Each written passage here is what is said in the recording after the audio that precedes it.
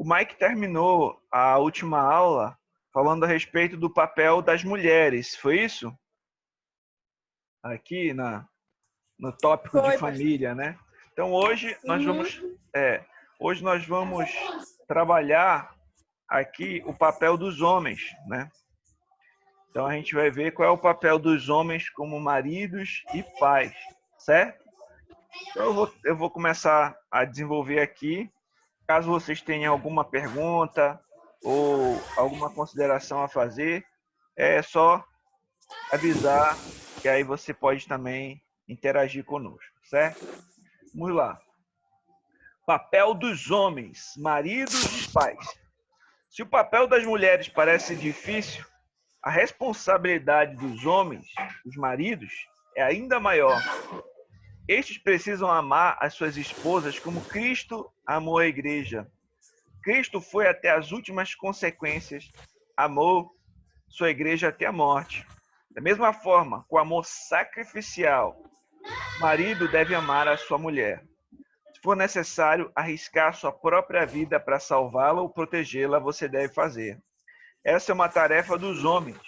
Devemos ser protetores de nossas esposas, protegê-las tanto física, ou seja, cuidar de sua integridade física, quanto emocional, importar-se com os seus sentimentos, e espiritualmente, investir no seu crescimento espiritual e protegê-la de mais influências, do pecado, do mundo e do diabo. Devemos ter esse senso de dever fixo em nossas mentes. Uma vez casados, devemos amar nossa esposa a ponto de, se necessário, sacrificarmos nossa própria vida em seu favor. Então vamos parar para observar aqui este ponto, né? Que nós, maridos, nós temos essa responsabilidade aqui, né? E foi colocada que alguém poderia ler para a gente esse texto aqui, Efésios 5, 25. Alguém pode abrir para nós e ler? Esse aqui é um ponto central da responsabilidade dos maridos. Abra aí, por favor, Efésios 5, 25. E lê em voz alta aqui no grupo.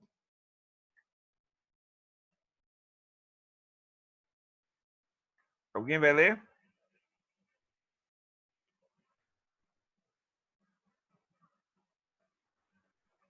Alô?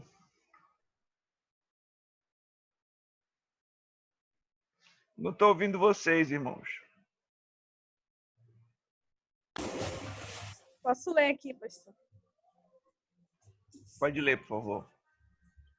Só o 25, pastor? A partir do 25, pode ler, por favor. Tá. Maridos, que cada um de vocês ame sua esposa, como também Cristo amou a igreja e se entregou por ela, para que a santificasse, tendo-a purificado por meio da lavagem de água pela palavra, para apresentar a si mesmo como igreja gloriosa, sem mancha, nem ruga nem coisa semelhante, porém santa e sem defeito. Assim também o marido deve amar a sua esposa como ama o próprio corpo. Quem ama a esposa ama a si mesmo, porque ninguém jamais odiou o seu próprio corpo. Ao contrário, o alimenta e cuida dele, como também Cristo faz com a igreja, porque somos membros do seu corpo. Eis porque o homem deixará o seu pai e sua mãe e se unirá à sua mulher, tornando-se os dois uma só carne. Grande é este mistério, mas eu me refiro a Cristo e à igreja. No entanto, também quanto a vocês, cada um ame a própria esposa como a si mesmo, e a esposa respeite o seu marido. Amém. Então nós observamos aqui neste texto, né, como o marido, qual é a medida que o marido tem, né, para amar sua esposa, que é como Cristo amou a igreja. Então nós observamos aqui que o casamento, ele representa isso, o relacionamento de Cristo para com a igreja. E Cristo simplesmente entregou a sua própria vida, né, para resgatar, para salvar a sua igreja. Ele deu a sua vida pelo seu povo. E o marido também, ele tem que ter essa responsabilidade de ter um amor, até mesmo, se necessário, sacrificial pela sua esposa. Então, é essa medida de amor que o marido deve ter pela sua esposa.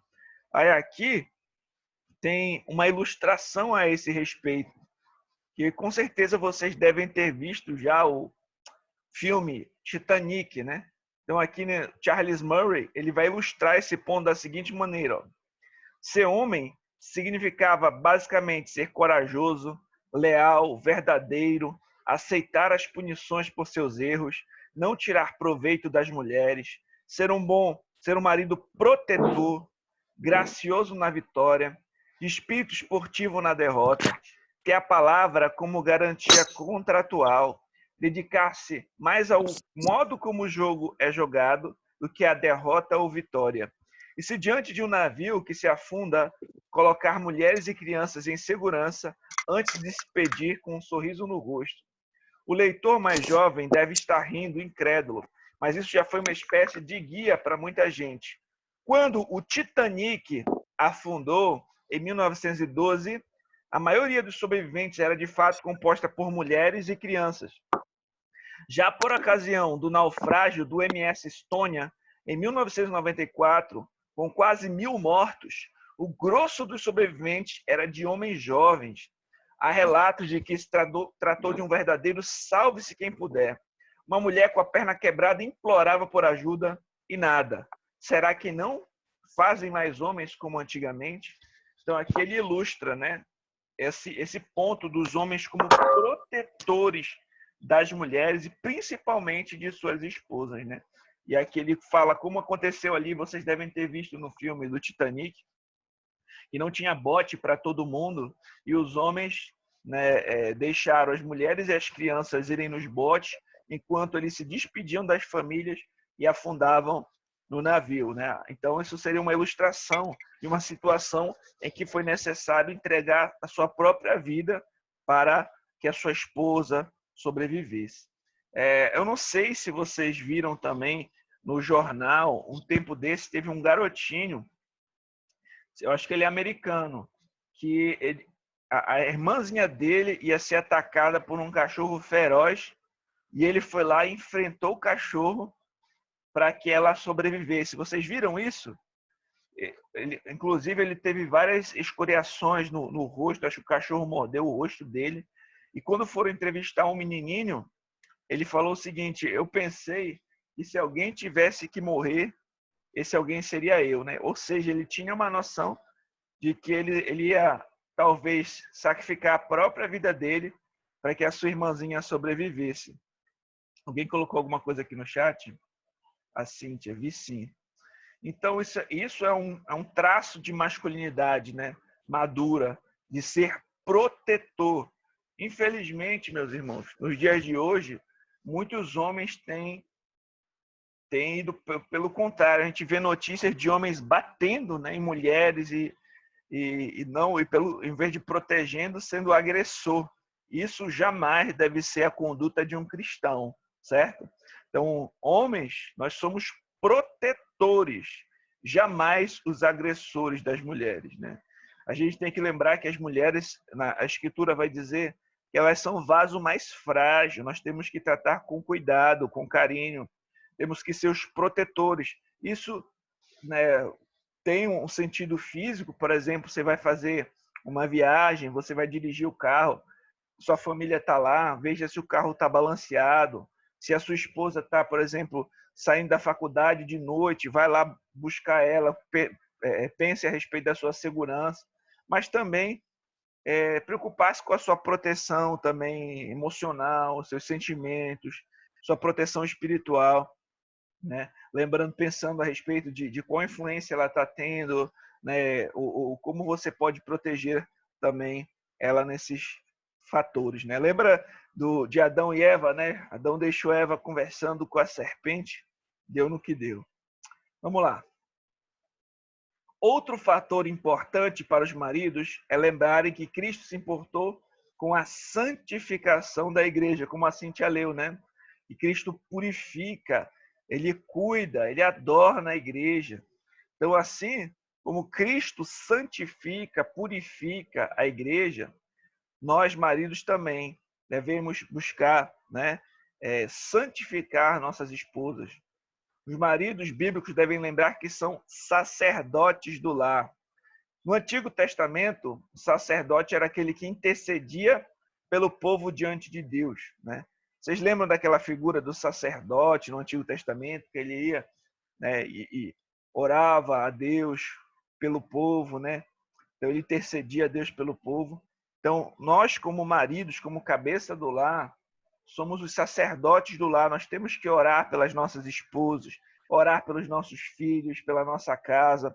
Nós temos a responsabilidade de instruir nossa família nos caminhos do Senhor, de procurar uma boa igreja para nós congregarmos, né? Então, de cultivar uma adoração no lar, quem sabe fazer o culto doméstico, devocionais em casa. Então, nós temos essa responsabilidade de conduzir a nossa família nos caminhos do Senhor. Então, nós devemos interceder por nós mesmos e por nossa família. Investir no crescimento espiritual de nossa esposa e filhos. Olha isso aqui. Triste é quando a esposa precisa ficar insistindo para que o marido leia a Bíblia ou arrastando para o culto. Essa responsabilidade é dos homens. Deve-se levar a sério este ponto. Minhas irmãs, também para vocês, uma questão. Aqui a gente fala a responsabilidade dos homens, mas também tem a questão do perigo de entrar num relacionamento em um jugo desigual. Por isso que a Bíblia fala que nós devemos, né, casar no Senhor, ou seja, com uma pessoa temente a Deus. Infelizmente, algumas irmãs se deixam levar apenas pela paixão e não veem se o rapaz é temente a Deus, o cara que ela vai querer casar, e ela fica numa situação dessa, né? Ela casa com o ímpio porque se apaixonou e o cara não quer saber de igreja, não quer ler a Bíblia, não quer guiar a família no caminho do Senhor, porque ela não se preocupou também em observar o principal, se ele de fato era temente a Deus, né? Então ela tem que ficar insistindo, arrastando ele para ir para a igreja, esse tipo de coisa. Então é importante também para as moças solteiras que o seu critério principal, né, seja um homem temente a Deus, aquele com você pretende se casar. E homens, né, também é uma vergonha para nós quando a nossa esposa tem que ficar insistindo para ir à igreja, fazer devocional ou algo do tipo. Nós temos que tomar essa iniciativa. Meu amor, vamos para a igreja, vamos cultuar o Senhor, vamos fazer o culto doméstico. É muito chato, é muito ruim, né? Uma esposa tem que ficar insistindo com o homem nessas questões e ele fazendo o corpo mole. Primeiro, escolher uma igreja bíblica para congregar com a família é quesito fundamental. Além disso, cultuar juntos ao Senhor em casa é um hábito saudável que deve ser cultivado sempre. Isso pode ser feito, meus irmãos, culto doméstico, por exemplo, um exemplo, no final do jantar, o pessoal está à mesa, aí faz uma oração, canta o hino, lê uma porção das Escrituras, né? E pode se comentar a respeito disso, fazer uma oração final. Não precisa ser algo muito elaborado ou demorado, não, uns 20 minutinhos, né, ali com a sua família, com oração, cântico e leitura bíblica, né, você já faz um culto doméstico em casa. Pode ser um capítulo da Bíblia apenas, né? Então, um breve momento para oração, leitura e cânticos, né? Certo. Então, vamos lá. Uma boa ideia para fazer o culto doméstico envolvendo oração, louvores e meditação na palavra. Assim, o homem cristão acaba sendo um exemplo para os demais. Em suma, cuidar da vida devocional de todos no lar é tarefa do homem, né? Então, é principalmente a nossa tarefa, nossa responsabilidade, né, cuidar da vida devocional do nosso lar, certo? Então, isso aqui, situações, claro, de homens casados já que têm essa responsabilidade de conduzir a sua família no temor do Senhor. O marido deve também cuidar de sua esposa como cuida do próprio corpo, alimentando, nutrindo, não fazendo mal, pois os dois agora são uma só carne. Ninguém faz mal ao próprio corpo, também é imprescindível lembrarmos que Deus uniu não deve separar o homem, né? Assim como Cristo jamais abandona a sua igreja, o ideal divino é que o marido cristão jamais abandone a sua esposa. Então a gente vê aqui, né? Assim como Cristo jamais abandona a sua igreja, o marido jamais deve abandonar a sua esposa. Então, infelizmente, hoje também nós temos observado a quantidade de divórcios por qualquer motivo. Então, em qualquer crise, problemas, as pessoas já pensam em divorciar, em abandonar o seu cônjuge, maridos abandonarem suas mulheres por qualquer probleminha, ou porque não estão mais com aquele sentimento, aquela paixão. Então, o que vai sustentar um casamento no momento da crise é a aliança. Isso aqui. É a aliança que, não objeto, né? Mas a aliança que foi feita com Deus e com o cônjuge. Na hora do casamento, né, nós fazemos votos. Né? Falamos que vamos amar, ser fiéis, né, na alegria ou na tristeza, na saúde ou na doença, até que a morte separe. E aí, quando começa a acontecer o primeiro conflito, o pessoal já quer separar, não é assim. Então, quando o sentimento não está forte, o que sustenta o casamento é a aliança, certo? E sentimentos são coisas assim variáveis. É possível nós investirmos no relacionamento. Então, tem até uma ilustração que um pastor ele faz, que ele diz que o nosso relacionamento é que nem uma conta bancária. Quanto mais a gente saca dinheiro, né? Ou seja, brigas, insultos, sabe, cobranças e só reclamações, são saques. E a conta vai ficando no vermelho. Mas os elogios, os momentos juntos, os devocionais, o tempo de qualidade um com o outro são depósitos, né? Então, quanto mais você deposita, a conta vai ficando no verde. Né? Então, é importante você cultivar o seu relacionamento, investir no seu relacionamento, né? Para que ele venha a ficar mais saudável. Entretanto, né, num momento de crise, o que sustenta, o que segura a onda é a aliança. Então, a gente não deve separar por qualquer motivo. E assim como Cristo, né, não abandona a sua igreja, o marido tem que ter Cristo como exemplo e não abandonar a sua esposa. Nós sabemos que nas Escrituras tem aquela situação em que foram falar com Jesus a respeito disso. E ele vai dizer que se não fosse, exceto por imoralidade sexual, adultério, porneia, né, não deveria haver divórcio. E isso por causa da dureza do coração do povo que Moisés falou, né, a respeito de carta de divórcio. Mas isso é um assunto que a gente pode depois tratar com mais calma.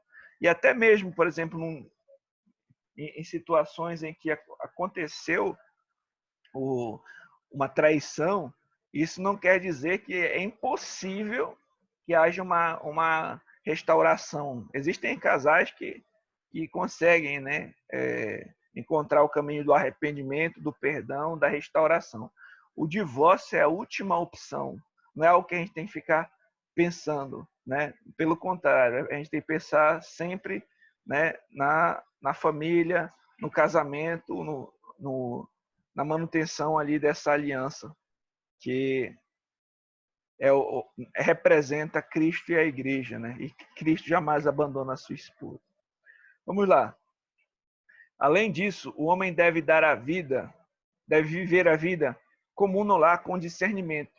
Não ser grosseiro, nem jamais bater em sua esposa, pois esta é mais frágil. Né? Então, infelizmente, a gente viu, né, no noticiário há pouco tempo, né, um homem agredindo com socos uma mulher.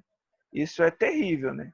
Então, a gente tem que tomar cuidado para não sermos grosseiros nem com as nossas palavras e muito menos fisicamente. É importante notar que a maneira errada de tratar a esposa pode afetar a sua vida de oração. Isso a gente vê lá em 1 Pedro 3,7. Alguém pode ler 1 Pedro 3,7 para a gente, por favor? 1 Pedro 3,7. Eu leio. Igualmente vós, maridos, coabitai com elas com entendimento, dando honra à mulher, como o vaso mais fraco, como sendo vós os seus co-herdeiros da graça e da vida, para que não sejam impedidas as vossas orações. Então, olha aqui uma instrução para que o marido cuide da mulher, honre e trate como um vaso mais frágil, para que não sejam impedidas as suas orações. Sejam o seu relacionamento com a sua esposa, tratá-la de maneira errada, pode atrapalhar, afetar a sua vida de oração, né? Seu relacionamento com Deus. Ambos devem desfrutar da bênção das relações sexuais dentro do casamento, cumprindo seus deveres conjugais, levando isso também em consideração. Não deve fazer algo que venha ferir a consciência ou o corpo do outro, certo? Então, essa bênção das relações sexuais, elas ocorrem na aliança, no casamento, certo? E aí, antes do casamento, o Senhor proíbe a relação sexual, mas no casamento, um não deve negar o outro. No casamento, eles devem ter uma vida, né, em que não deixa um ou outro na tentação nessa área, certo? Então, um outro detalhe, meus irmãos, a gente falou aqui sobre viver a vida comum do lar com discernimento, né? Por exemplo, nós sabemos que o homem tem responsabilidade, né, de ser o provedor que vai trabalhar, né, que vai, né, ter essa responsabilidade principal de manter o lar, mas isso não quer dizer que ele não vai ou que não pode ajudar em casa, né? Por exemplo, lavando a louça, dividindo tarefas, jogando lixo fora, isso coisas na prática mesmo, sabe? Vivendo a vida comum do lar com discernimento, sabendo, por exemplo, que não é porque você está trabalhando que você não pode também ajudar, né? Em casa, vocês também terem esse discernimento, né? De pensar assim, olha, eu também vou ajudar, né, na medida do possível a manter o lar organizado. Eu sei que a responsabilidade principal do cuidado do lar cai à mulher, mas não quer dizer que eu não vou ajudar, né? Então nós também devemos ter essa noção de que vamos, né, estar juntos, um ajudando o outro para que venhamos ter um lar agradável que glorifica a Deus. Então o marido também tem que pensar nisso, viver a vida comum do lar com discernimento. Tem maridos assim que acabam sendo truculentos ou deixando tudo para a mulher e sem ajudá-la. Não é assim, né? Nós também servimos e amamos nossas esposas na vida comum do lar, né? Dividindo tarefas, cada um, né, fazendo uma parte e não um competindo com o outro, mas os dois juntos como um time só, né, trabalhando em prol do bem da sua própria casa e família. Ademais, marido e mulher devem instruir seus filhos no temor do Senhor, cuidar de seu crescimento espiritual, ensiná-los com palavras e atitudes. Devem também discipliná-los em amor, sem irritá-los, né? Ou seja, pais e mães devem disciplinar os filhos fisicamente, se necessário, né? A Bíblia fala, né, em Provérbios a respeito da vara, mas com equilíbrio emocional, moderação e explicando o motivo pelo qual o filho sofre a disciplina. Então aqui já está falando mais a questão do cuidado dos filhos, né? Então, um ponto aqui importante para nós observarmos é que os filhos, eles vão observar muitas vezes o nosso exemplo, até mesmo mais do que as nossas palavras. Então, a gente instrui nossos filhos não só com palavras, mas também com atitudes.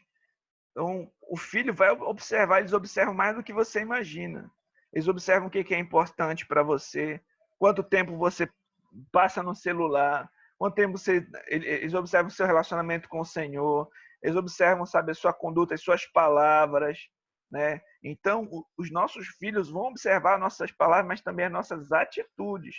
Eles vão copiar muita coisa da gente, então a gente tem que tomar cuidado. Nós não podemos também deixar nossos filhos sem disciplina. O próprio Senhor corrige aqueles que ele ama, os filhos que ele ama. Por exemplo, você deixar o seu filho você fazer todas as vontades do seu filho, você vai criar um meliante, você vai criar uma pessoa egoísta, você vai criar um delinquente, né? Se tudo que o seu filho faz de errado, você passa o pano, só diz que está tudo bem, não, é importante que você discipline, que você instrua ele, discipline, tanto na questão de mostrar para ele, olha, meu filho, faça isso, não faça isso, né? Mostrar para ele a maneira como é que ele deve viver e proceder, e também discipliná-lo quando ele transgredir as leis, né? Quando ele pecar, quando ele desobedecer, você também discipliná-lo. Agora, eu coloquei aqui disciplina em amor, sem irritá-los. É possível você disciplinar o seu filho sem ser, até mesmo fisicamente, mas sem ser de maneira irada, grosseira, com raiva, como quem está querendo descontar o estresse do dia a dia no couro do filho. Não é isso.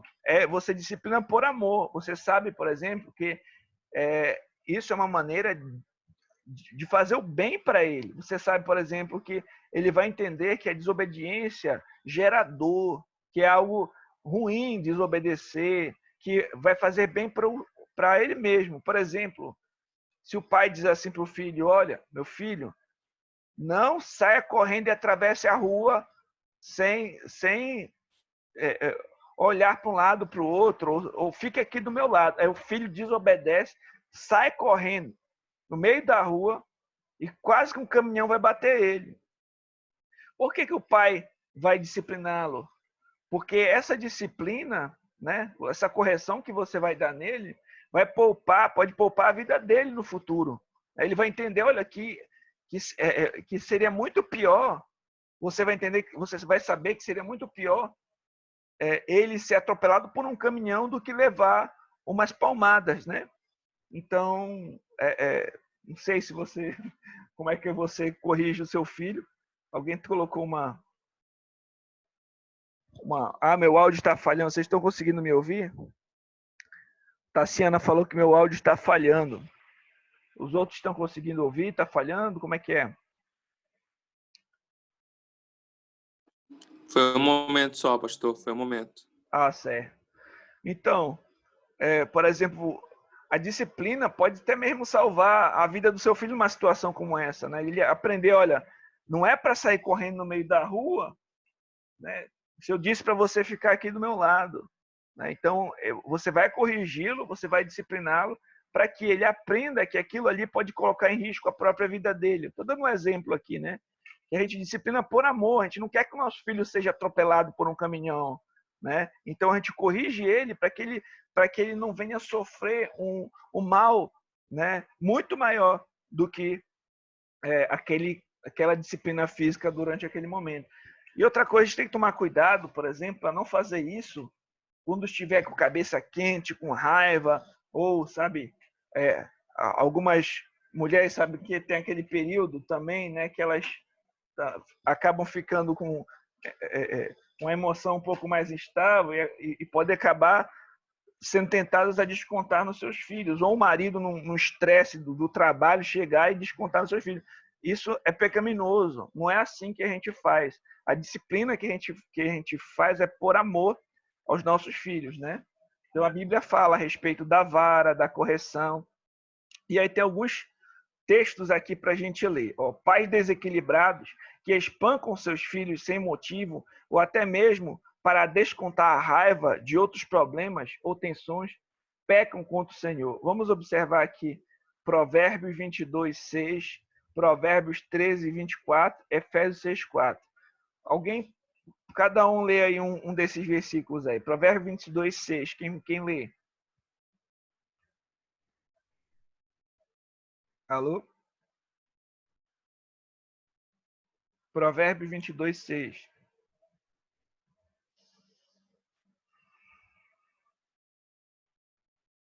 Vocês estão me ouvindo, gente? Alô? Quem é que vai ler Provérbios? Oi, pastor, posso ler? Ensina a criança no caminho em que deve andar. e ainda, quando for velho, não se desviará dele. Provérbios 13, 24.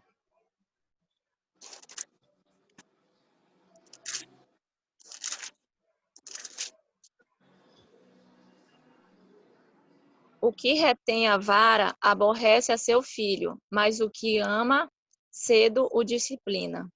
Olha, o que retém a vara aborrece seu filho, mas o que ama cedo disciplina. Efésios 6, 4.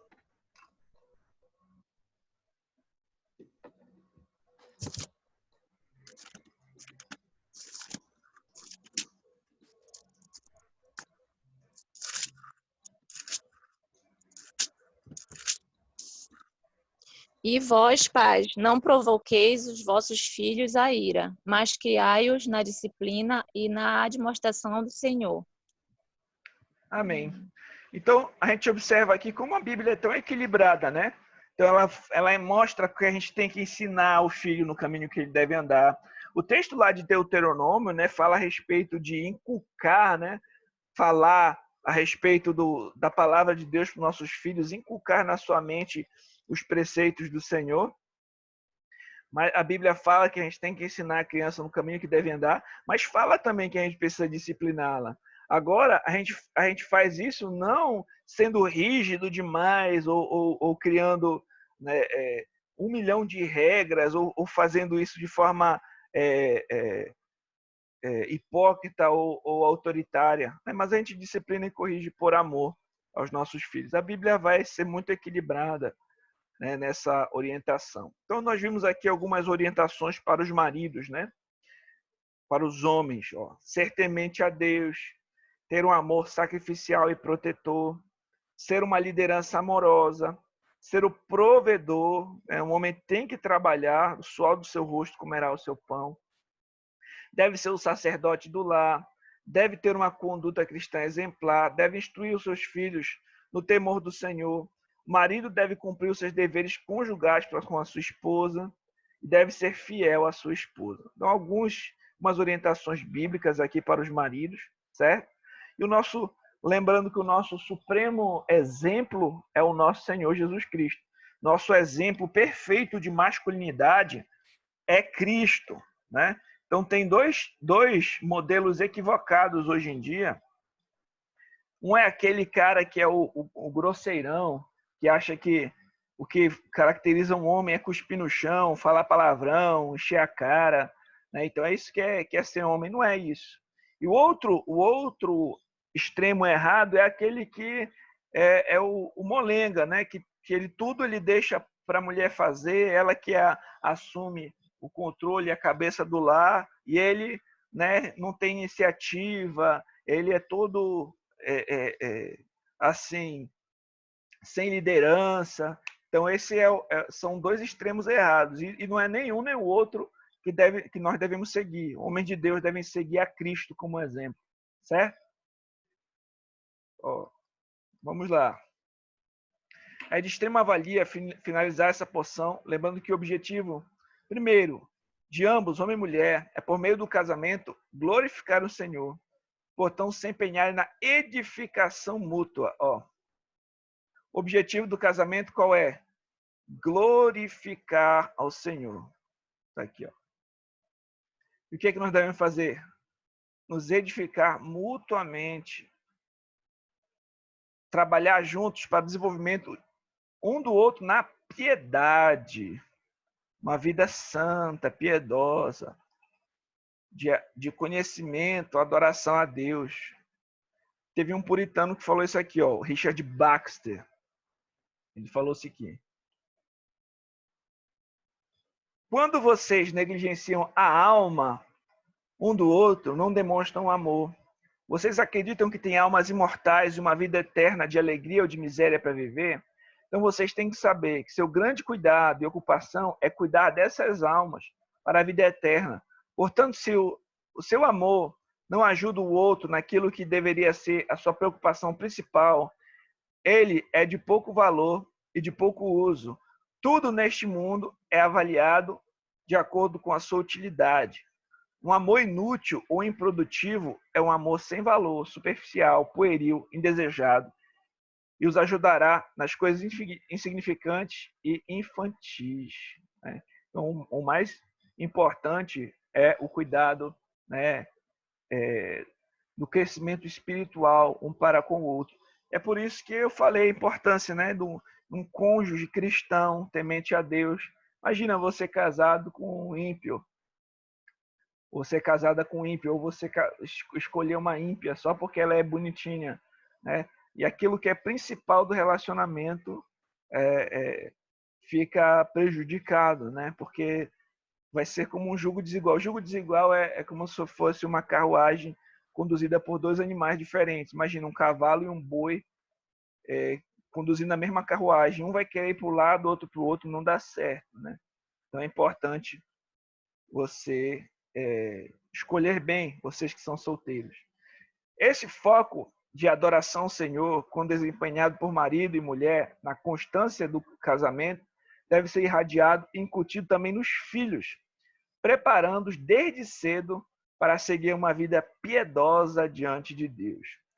Consequentemente, no futuro, estarão instruídos para executar com a mesma diligência e excelência, de modo bíblico, seus papéis nos casamentos que lhes aguardam. Daí surge também a importância do dever da adoração familiar sob o cuidado da diligência dos pais. Essas instruções que a gente está falando aqui, vocês que são pais, devem também instruir os seus filhos a segui-las, né? Incutir na mente dos filhos essas instruções que são bíblicas. A família é a nossa primeira congregação, portanto, nos é requerido que honremos a Deus em família. Como? Prostrando-nos diante do Senhor para confessar pecados, agradecê-lo pela dispensação de suas misericórdias, bem como para buscar sua ajuda e bênção, não permitindo que nada interfira nessa obrigação. Deve-se, portanto, submeter-se a todas as demais necessidades domésticas, as necessidades das almas que compõem nossas famílias. Finalizando este aspecto, lembremos que cabe ao pai, como cabeça da família, o governo e a condução da adoração familiar. Cabe à esposa substituí-lo caso esteja ausente, falecido ou seja um ímpio. Olha aqui, ó. No caso, por exemplo, a responsabilidade principal, né, da adoração na família é do marido. Mas se ele estiver ausente, ou se ele morreu, né, ela está viúva, ou ele é um ímpio, né, ou ela está num jugo desigual, né, no caso os dois eram descrentes e um se converteu, só ela se converteu, quem vai conduzir esse processo com os filhos, né, vai ser ela mesma, a fim de que não se percam os filhos. Ó. Ou seja, de maneira alguma podemos tratar com licenciosidade tal vital obrigação a adoração de Deus no lar, certo? Então, esse aqui foi o capítulo, esse foi aqui o trecho sobre os homens, né? Agora, só para a gente concluir, tem essa parte aqui dos filhos. Ficou alguma dúvida em relação aos homens? Vocês têm alguma pergunta para que eu possa avançar? Ou está tudo certo, tudo tranquilo? Tem alguma dúvida sobre esse papel dos homens? Eu posso já passar para o papel dos filhos? Tem tudo certo. Tá. Papel dos filhos. Olha, alguém colocou no chat aqui. Ficou tudo esclarecido. Ok. Os filhos devem ser obedientes aos pais e honrá-los. Isso a gente vai ver até mesmo nos 10 mandamentos, né? Honra teu pai e tua mãe, né? Então, nós vemos isso na segunda tábua da lei, os 10 mandamentos. Alguém entrou aí, não sei quem foi, é um número. Esse é o primeiro mandamento como promessa, para que tudo lhe vá bem e viva muito tempo sobre a terra. Por isso, os filhos também devem cuidar dos seus pais na velhice. Olha isso aqui, ó, importante. Quando diz honrar, pai também tem a ver com a questão financeira, de nós ajudarmos, por exemplo, nossos pais, se eles estiverem precisando, principalmente quando estiverem mais velhos, que vão precisar de mais ajuda nossa, nós temos que cuidar deles, honrá-los, né, na sua velhice. Alguém que não tem cuidado dos seus, principalmente os da família da fé, os da sua família, negou a fé, é pior que o infiel. Isso aqui é um texto bíblico, tem até que colocar referência aqui. Os filhos e netos devem aprender a recompensar seus pais, pois isso é bom e agradável a Deus. Abra, por favor, 1 Timóteo 5,4. Alguém abre para a gente. 1 Timóteo 5,4.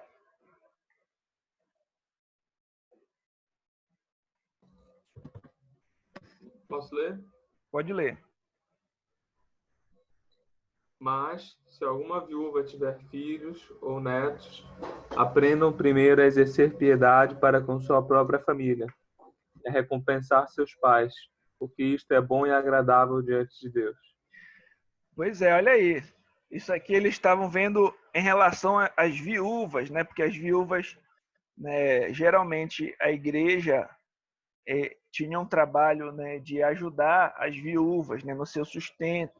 E aí, quando estavam vendo quem eram as verdadeiras viúvas que precisavam de fato da ajuda da igreja, eles falaram, olha, que se tivesse filhos e netos, esses filhos e netos tinham que aprender a cuidar das suas viúvas, né?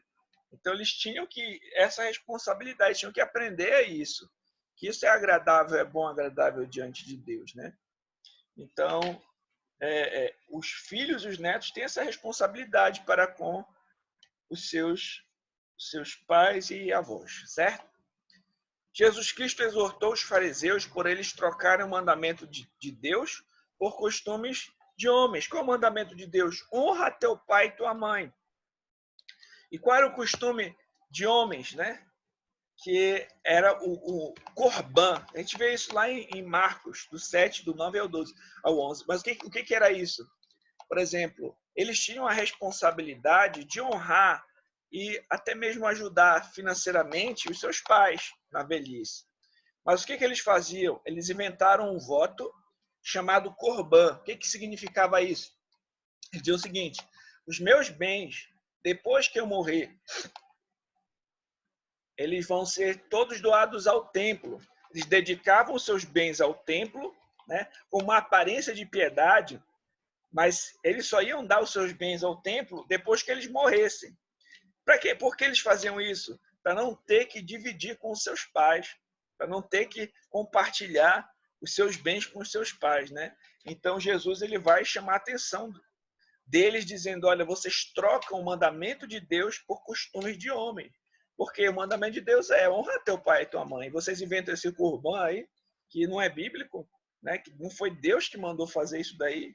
E vocês fazem isso para não cumprir o mandamento de honrar pai e mãe. Então a gente vê isso lá em Marcos. Você pode ler em casa depois, do 7, 9 a 11. Ou seja, dedicava os seus bens ao templo, contudo o templo só teria domínio dos bens após a morte daquele que ofereceu. Faziam isso para não ajudar os pais, trocavam o mandamento de Deus por costumes dos homens. Cristo condenou essa prática. Portanto, honremos nossos pais e mães e cuidemos deles em sua velhice, certo?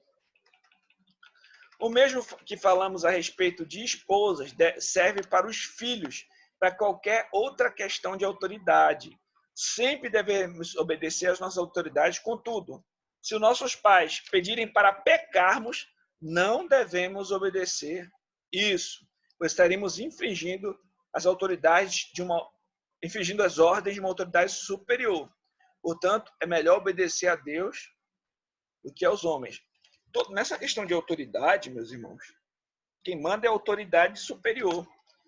Claro que Deus ele falou que nós temos que honrar pai e mãe, mas o seu pai, a sua mãe, digamos assim, manda você pecar contra Deus, o seu pai está infringindo uma autoridade superior, que é a de Deus. Né? Você diz assim, olha, mente, mata, peca, faz alguma coisa assim, é melhor obedecer a Deus do que aos homens. Isso em toda questão de autoridade. Por exemplo, nós temos que ser sujeitos à autoridade do Estado. Né? Jesus disse, dai a César o que é de César, dai a Deus o que é de Deus. Mas, da mesma forma, se o Estado, por algum motivo, se tornar um Estado tirano, e me forçar a negar a Cristo, é melhor obedecer a Deus do que aos homens, né? Então, quando o Estado está querendo usurpar a autoridade de Deus, a gente obedece a Deus, né? Então, a gente obedece às autoridades à medida também que elas não estão usurpando a autoridade superior, certo? Por exemplo, existem países em que os pais não aceitam a conversão dos filhos, tentam forçá-los a negar a Cristo, entregam eles à polícia local, ameaçam de morte. Porém, os filhos não devem negá-lo, não devem negar a Cristo, né? A respeito disso, Jesus falou que não veio trazer a paz, mas a espada, pois os filhos ficariam contra os pais e os pais contra os filhos. Isso você vai ver lá em Mateus 10, né? Contudo, mesmo nesse caso, o filho deve fazer isso com respeito e amor pelos pais e orar pelos que os perseguem. Peça a Deus pela conversão deles, se não forem crentes. Se os seus pais não são tementes a Deus, você deve orar para que Deus os converta, né? Pedindo que Deus toque seus corações. Então, aqui as orientações bíblicas para os filhos. Honrar seus pais, obedecer seus pais, cuidar dos seus pais na velhice, crescer em sabedoria, temer o Senhor, certo? Um bom livro também que pode trazer orientações para os seus filhos é o livro de Provérbios, né? É bom estudar o livro de Provérbios com os seus filhos, vale a pena. Por fim, se você ainda tem pais, esposa, marido, filhos por perto, aproveite a oportunidade para honrar, amar e cuidar. Muitos ficam arrependidos, pois só veem quanto eles eram importantes quando se vão. Então, infelizmente, meus irmãos, muitas vezes nós não valorizamos as pessoas da nossa família, né? E é muito triste quando a gente tem muitas oportunidades, né, para estar junto, para honrar, para orar, para falar de Cristo, para investir na vida deles, e a gente não aproveita essas oportunidades. Aí, depois que eles se vão, a pessoa fica pensando, poxa, eu poderia ter feito isso. Não fique esperando chegar nesse ponto de você pensar, eu poderia ter investido mais nos meus filhos, orado por eles, ou falado de Cristo, poderia ter respeitado meus pais, aproveitado os momentos com eles, só depois que eles se vão. Não, faça isso agora. Aí penso, como poderiam ter amado mais, honrado mais, investido mais na vida deles?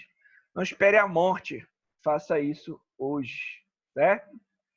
Então fica aqui o conselho. Dicas práticas para a gente terminar, certo? Aqui tem 4 dicas práticas. Primeiro, vamos lá. Reconheçam a necessidade de serem cheios do Espírito Santo.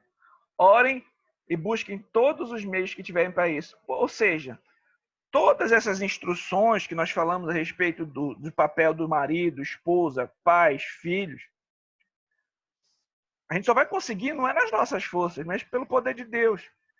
O versículo anterior, antes de falar da responsabilidade de marido e mulher, é: não vos embriagueis com vinho, no qual há dissolução, mas enchei-vos do Espírito, falando entre vós com salmos, hinos, cânticos espirituais, louvando a Deus de coração, sujeitando uns aos outros no temor do Senhor.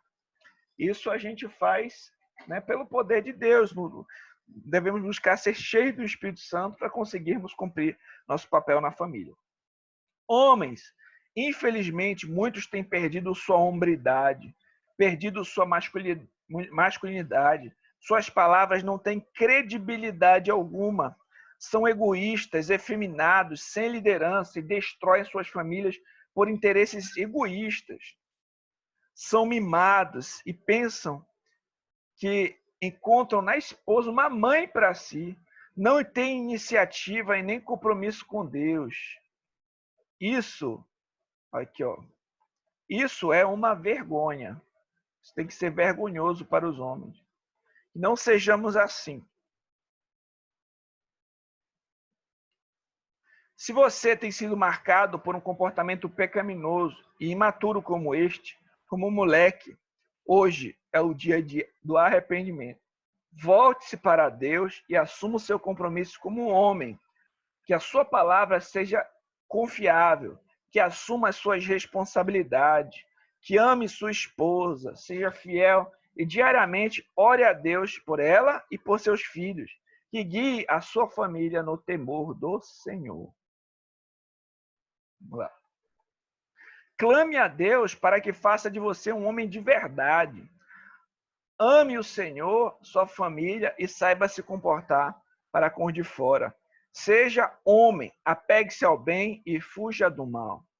Uma boa dica aos maridos é liderarem o culto doméstico. Comecem diariamente a tirar um tempo, mesmo que breve, para, junto com sua família, orarem, louvarem e meditarem na palavra do Senhor. Isso faz toda a diferença. Procure uma igreja bíblica para congregarem, supervisionem o desenvolvimento espiritual de sua esposa e seus filhos. Então, aí a orientação para os homens. Para as esposas, instruam e orem por seus filhos. Orem também por seus maridos. Ajudem-no em sua missão de cabeça do lar. Se você vê que ele ainda precisa mudar bastante, não vai ser com gritaria. Olha, isso aqui é importante, ó, que ele aprenderá, mas talvez pelo seu procedimento piedoso possa ganhá-lo sem palavras. Né? Isso aqui é importante. Você vai ler na carta de Pedro. Seja modesta, temente ao Senhor e submissa ao seu marido. Um espírito manso e tranquilo, meus irmãos, é de grande valor diante de Deus. Moças, antes de decidirem casar, pensem bem se vocês estão dispostos a se submeterem a um rapaz que será o seu futuro marido e tê-lo como cabeça do lar para o resto da vida. Observe se ele apresenta características de maturidade para liderar uma família ou tem sinais de amadurecimento. Se a resposta for não, ainda dá tempo de mudar de ideia, dá tempo de cair fora, né? Orientação aí para as moças. Filhos, honrem seus pais, agradeçam a Deus por eles. E lembre-se, quando eles estiverem velhinhos, vão precisar de você, né? Claro, você tem que honrar desde já, mas principalmente, né, na velhice, eles vão precisar de mais ajuda, né? Não vão ter todo o vigor que tem. Aqui uns livros, né, orientação, Família Guiada pela Fé, muito bom esse livro da editora Monergismo. Adoração no Lar, ele vai falar a respeito sobre culto doméstico. Piedade Cristã de Umbânia, da Estandarte de Cristo, vai falar sobre o papel também dos homens, das mulheres, etc. Deus, Casamento e Família, isso aqui é uma teologia da família do Kostenberg. A Bíblia e sua família são exposições, são comentários dos principais textos que falam sobre família, Reverendo Augusto Nicodemos. Homens de Verdade, que a gente está trabalhando na nossa reunião dos homens, né, aqui na igreja. Homem como Sacerdote do Seu Lar, também da editora Estandarte de Cristo, excelente, do Dr. Samuel Waldron. Então, hoje falamos um pouco sobre cosmovisão cristã e família. Eu vou dar vou concluir então a aula de hoje aqui, certo? E eu vou dar a oportunidade para vocês comentarem um pouco e fazerem suas considerações e perguntas. Só um segundinho.